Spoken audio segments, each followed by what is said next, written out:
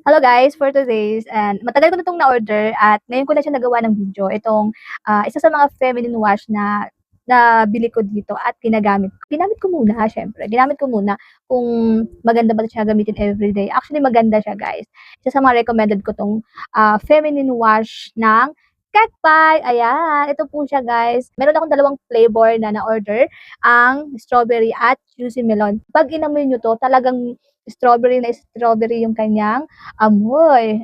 At ito naman, talagang melon na melon yung amoy niya guys. Super bango. Super bango niya guys kapag ginamit niyo siya sa inyong pipay. Kung naghahanap kayo ng feminine wash, lalo na sa mag-couple, ayan, perfect to sa inyo guys itong Kekpay. Dahil meron pa itong kasamang moisturizer body spray, juicy melon, and moisturizer body spray na strawberry. Ayan, super sarap niya. Pwede mo itong spray kahit saang part ng katawan mo. Kung saan mo gusto magpa-kiss na para ma-enjoy niyo ma-enjoy yung dalawa yung moment nyo guys. Ayan, spray nyo to saan nyo gusto, sa part ng katawan nyo.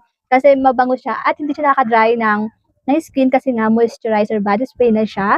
Pag tinikman mo to guys, as in, spray mo lang siya, tikman mo, lasang melon talaga yung lasa nito guys. Ang sarap niya. Pati ito na may strawberry flavor niya. Strawberry yung flavor niya. Super. Ang sarap.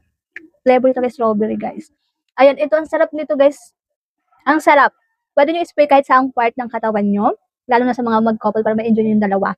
Kung gusto nyo i-try to si Kekpay na feminine wash na may kasamang body spray moisturizer, ayan, i-check out yun lang to at ilalagay ko na lang yung link ng official store dito sa aking basket.